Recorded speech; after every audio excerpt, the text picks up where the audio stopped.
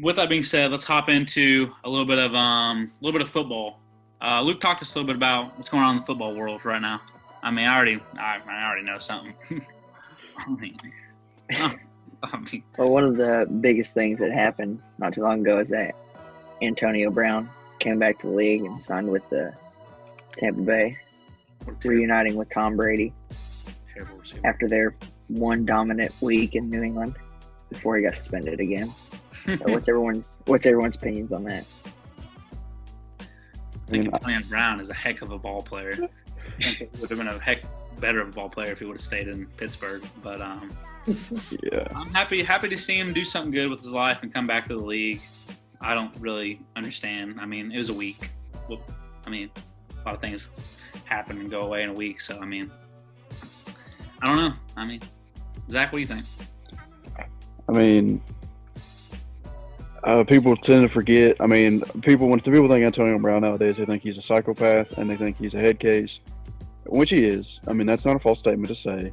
But I think that now, I think that since he got signed, I think he's going to at least halfway get his head screwed on right. And when his head's screwed on right, people forget that about 4 years ago, he was the best receiver in football. When he was on the Pittsburgh Steelers, he was the best wide receiver in football.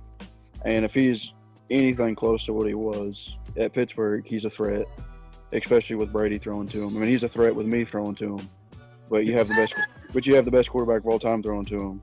With the offense that they have already, it takes pressure off of him immensely. So I mean, he's just going to be even bigger of a threat than what he is already. So I think it just adds fuel to the fire in Tampa Bay because they were already doing really good without him, and now they just added him. So I mean, it's just going to be positive for them. I mean, it's definitely going to help them when in the clutch time once playoffs comes around because I think they're definitely a Super Bowl contender at this point. I'm not saying they're going to win the Super Bowl. I'm saying they're a contender for the Super Bowl, and that just helps them out a lot. Hopefully, he doesn't do something stupid again, which he might. So you never know.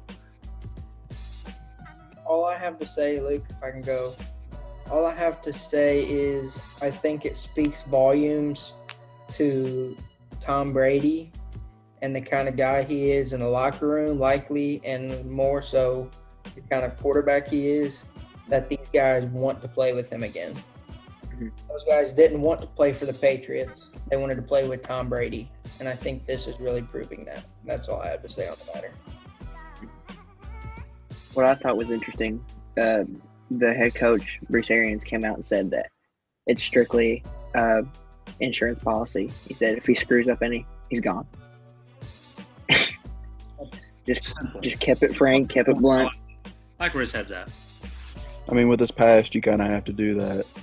Mhm. I mean, that's understandable. If he would have just stayed at Pittsburgh, none of this would have happened. I mean, you're not But then you wrong. wouldn't have got Chase Claypool though. I mean, he is going to get Rookie of the Year. He's Well, no, he's not. But okay. Luke, don't say something stupid. Ignorant. He's insane. I'm not saying he's not insane. I mean, we might as well talk about the next thing then. Hop into it, Luke. Come on, we're going to talk about it.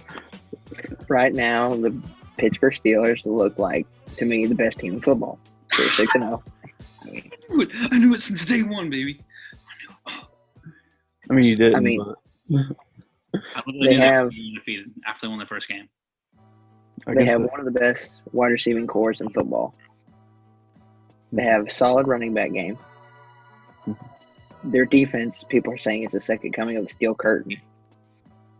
So really, the only question that they had was, I mean, their secondary is like, if they're not getting interceptions, they're really not helping too much. Like they don't play very good, like defense. Like they might get an interception every once in a while, so it makes them look better than they are.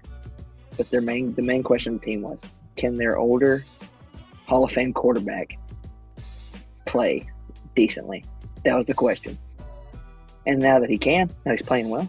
I mean, obviously they're going to be a good team. I mean, I didn't expect it. I mean, with their first couple games, they played like the Eagles and the Giants. So I'm like, oh my God, it's just the Eagles and the Giants. I mean, every team's going to beat them every once in a while. But then they beat the Titans last week, who were also undefeated. They beat some other good teams along the way. They beat the Broncos bad. I mean, it happens. We're not very good. But, I mean, the more you see them play, I still kind of doubt it, but I can't really so much anymore after the Titans game. I mean, they're just a good team. I mean, they probably have, at this point, you can say the best receiving core in football. I mean, at this point, you got Juju and freaking Randy Moss. So, I mean, Chase Claypool is he's unbelievable. The more I see him play, I mean, he's going to be unbelievable. And, I mean, like you said, Big Ben, I mean, he's getting the job done. He's having a bounce back year, kind of like he's not having as good as the one as Brady, but it's close. So, I mean, it's just – and their defense is – I mean, they have the defensive line, probably the best defensive line in football right now. Their secondary doesn't have to do too much because the quarterback's getting about a millisecond in the pocket. So, I mean, at this point, they're kind of unstoppable.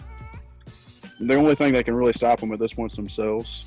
I mean, somebody has to get hurt. I'm obviously not like hoping that happens. I mean, that's really the only thing that's going to stop them right now because the momentum they have after the Titans game and like just the talent that they have on that roster. I mean, it's too much for a lot of teams to handle, for basically every team to handle at this point. So, I mean, that's my opinion on that.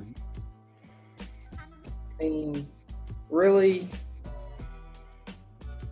it just, like John said, best team in football.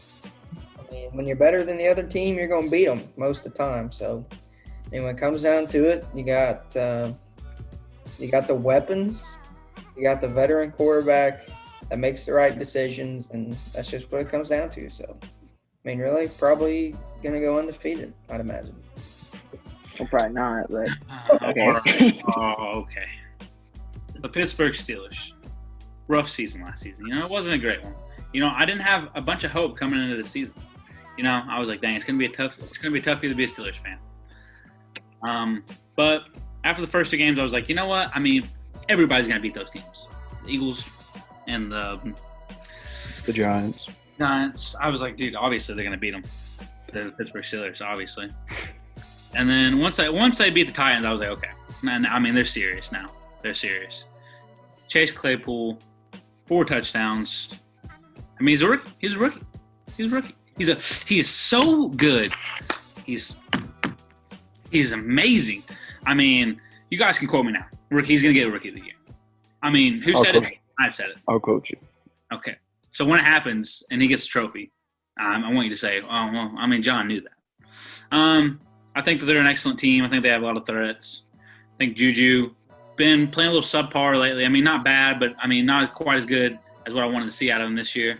But he's still playing, having a pretty good, solid season. Chase Claypool, I mean, absolute stud, to say the least about the guy. Big Ben, you know, I was a little skeptic coming into the season. But he's really getting back to those good old days. I remember watching him. I was like, wow, I want to be like Big Ben one day. And then he had kind of a slope, and I was like, maybe not. Maybe I don't want to be like him. And then this year I'm like, you know what? I can see myself being him now I think about it. I think the real test is going to be coming up. They're going to play Baltimore. I think Sunday, they play Baltimore. So I think that's going to be the real test. I mean, they beat Baltimore. I don't see a lot of teams stopping them. But that's my take on the old Pittsburgh Steelers.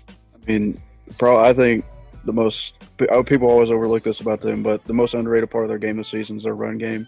James Conner's been excellent this year, to be honest. I mean, he was supposed to be good coming up, but he hasn't been what they would expect him to be the past couple of years. But now this year, he's been a big factor. He gets some pressure off the wide receivers, and he gets the job done. And I mean, if he keeps playing the way they're playing, I mean, their offense is obviously good.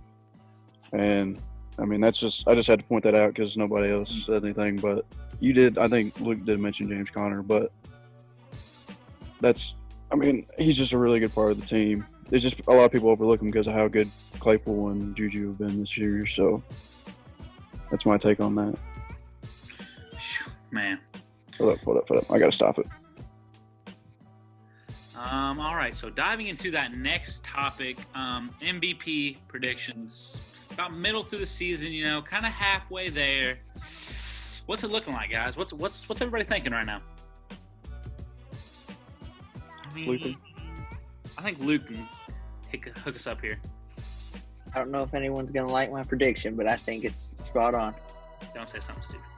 I was like, I don't know what you're going to say, but it might be Mr. Discount Double Check himself, Aaron Rodgers. Not as bad as I thought you were going to say, but. Safe bet. I thought he was going to say Joe Burrow. I did too. I thought he also Joe Burrow. They're 5-1 and losing to the Tampa Bay Buccaneers. So didn't lose to somebody like they got clapped by the Buccaneers. Lost the quarterback. Didn't lose to like the Jets or something. Yeah. He's third in total touchdowns, second in interceptions, and first in QBR. And he's throwing to. I don't even know who he's throwing to. He's got Devontae Adams. He's got Devontae Adams, and then they got a decent run game. But if you double Devontae, they're tight ends from I think Indiana State. Hey, that means he's good. So that means he's good. So, but I like the way he's been playing, and I think they're going to get better because there's rumors that they're going to be aggressive at the trade deadline and trade for weapons. Like there's been mention of Kenny Stills, there's been mention of Will Fuller, there's even been talks of Julio Jones because they're talking about doing a Falcons just blowing it up. Well, the Falcons do suck, so it's going to be interesting to see if they get another weapon for him. But I think he's going to win MVP. That's my prediction at the moment. Yeah, that is a safe bet. I agree with that. If they get Julio Jones, they'll win the Super Bowl. I'm just kidding. They might not, but he's doing that with those weapons. He doesn't have nearly as good as offensive core as like the Steelers or the Tampa Bay or even New Orleans at this point. So, he's putting up those same numbers. I'm going to give you two names. I don't think either one of them will probably win, but I kind of want them to win. The first one's Brady. Tom Brady's had I'm not going to say a bounce back year because it's Tom Brady, so nothing's really a bounce back year. But he's having a lot better than people thought he was. But since week one, he's 15 touchdowns and 1 interception. He's first in yards, I think, since week one. I could be wrong, but he's up there. He has a lot of yards. And I think he's leading in touchdowns. That's what I was thinking since week one. He's being Brady. He's the GOAT doing GOAT things. And, their team's winning, a Super Bowl contender. If he keeps putting up the numbers, he might. The second name, this is kind of a long shot, but I love the guy. Derrick Henry. I love Derrick Henry so much. I think he's easily the best running back in football right now. No question. He's even when McCaffrey comes back, it's Derrick Henry. Yeah, I love him to death. I love McCaffrey. McCaffrey's my favorite player in the league, but he's better. I thought McCaffrey was the best player in football last year. I still stand by that, but Derrick Henry's better than him now. He's a actual semi. He's a literal semi. He can go about 65 miles an hour, and anything in his path gets mowed, completely just flattened. That's what semis do. Yeah, that's what he is. He has some of the meanest stiff arms I've ever seen in my entire life. Literally, if you get in his way, you're going into the 5th row of the stands. He's so good. He's a lot. People say his weakness is speed, and they just need to watch him play. Obviously not slow. We broke off a 94-yard run last week or 2 weeks ago, and he absolutely just roasted everybody down the field. His speed's obviously not. He's not DK Metcalf. DK Metcalf's Usain Bolt. Well, that's a different topic. That's a different topic for a different day. But Derrick Henry, I don't think he's going to win, but I'd love to see. He's leading the league in rushing yards by like 200 yards right now. So, if he keeps going, he might win if he gets like 2,000 yards or something stupid. He probably won't. But, that's basically Tennessee's offense. So, I feel like he's going to – I think he easily get over 1,500 yards this year at the rate he's going, which is incredible. So, I don't see him winning MVP. I think he'll be top 5 at the end of the year. But my actual prediction is Brady at this point, just how good he's doing so far. Yeah, me too. I think Brady's he knows the game. Yeah, he does. You're right. He makes the right decisions. That's what I always keep going back to. That's what quarterbacks have to be able to do. Some guys can throw the football, as far as any professional quarterback, but the difference is those guys make the right decisions at the right times. And I think Brady's gonna, first of all, lead his team deep into the playoffs, but even as the regular season award, I think he wins the MVP. I'm not going to jump on the hype train, but I also think it's going to be Tom Brady. 18 touchdowns, second in the league right now. He's a monster. I mean, he's playing pretty well. Vintage Brady's is what I like to say, I mean, we come to expect this out of the guy. I mean, he puts up great numbers each year. He never really disappoints. He might have a little slope, but, I mean, it's nothing too bad. So, Tom Brady or DK Metcalf, probably one of those two, I'd have to guess. He's so fast. Yeah. I'm surprised nobody said Russell Wilson. That's my third option. I didn't want to say three names. I mean, he definitely has a better shot than Derrick Henry. I just wanted to say Derrick Henry. But I think it goes in order. I think it's Rodgers and Brady at first, and then probably Russell Wilson second. As of right now, I mean, I think Brady and Rodgers are kind of like neck and neck right now. But I think Wilson definitely has a chance. He definitely has. I mean, at any given week, he can just go crazy and then just take that spot. So, I mean, he definitely has the talent to do it. I mean, we said he might win MVP earlier in a couple podcasts ago. So, I mean, he definitely still has a chance. It's not like he slowed down any, so he's still the player he was. I mean, speaking of Metcalf, I've heard that him and Tyreek Hill are going to have a 100-yard dash in the offseason to see who's faster. I don't know who's going to win that. It'll probably be sub-10 or at least 10 flat at this point. It's going to be quick. I know Tyreek Hill's around 10-1. I do know that. I don't know. I mean, I don't think DK Metcalf's been timed, but it's probably like 8-9. 8-9? So, I mean, if you've seen that tackle he made last week, he was going at least 45 miles an hour. I just watched his body just slowly get closer, and I was like, wow, this man is literally in a plane zooming towards this man. Yeah, I mean, he's crazy, especially at his frame. Like, it's incredible. I mean, he's humongous, and he's moving that fast. I mean, if he was a linebacker, he'd probably be the best linebacker in the NFL. So, I mean, it's crazy. I mean, he's just a freak of nature. He's a freak of nature. That's exactly what I was going to say. I mean, he's like LeBron in basketball. I mean, he's a robot. I mean, it's crazy the things he can do and it's like Ronaldo in soccer. I mean, he's just his body, like a body type, athletic, like monster. I mean, he just compares. There's nobody else that even compares to him in the league, and it's just like LeBron and like Ronaldo in those aspects. I mean, he's just a freak. Yeah, it's crazy. I just had to point that out. The Metcalf thing. It's crazy. He's nuts. Can Derrick Henry actually go 65 miles an hour? Yeah, he does. Has it been clocked in? I kind of want to know. I mean, it doesn't matter. He can be going 4 miles an hour, but I mean, he's still going to mow you over. He's still going to throw you into the fifth row if you try to get in front of him. So, yeah, if I was a cornerback, I would move. I wouldn't even try to tackle him. You're not going to. Thinking that like 94 yards. 95 miles an hour. I was like, Jake. He got clocked in at like 21 something, like 21. I know it was in 21, but I was thinking like 21.8 miles an hour. Yeah, I mean, I run on the treadmill some. I go like 9 miles an hour and I about pass out. So I can't imagine going 21 miles an hour. I mean, that's incredible. Insane. That's incredible, especially of how much power. I mean, how much power he has too. I mean, you can't tackle him when he's just barely moving. If you got in front of him on that 94-yard run, you'd die. Like if you were at the tail end of that, if you were standing on the goal line and you stepped in front of him, you'd probably go into the dirt. You probably would have went into the ground, like into the shadow realm, and never to be seen again. Oh God. I mean, that was a great little discussion. But what about Le'Veon Bell going to the Chiefs? Honestly, I think it's kind of a nice pickup. What do you think, Luke? Honestly, like I think it's fair. I think it'll be good for them, and I think it helps them, and it gives them a little more like edge. But I was on like Twitter and Instagram, and people were saying like, "Oh, L. Bell is soft. Oh, this is like Kevin Durant going to the Warriors. I'm like, no, it's not. I'm like, not at all like that.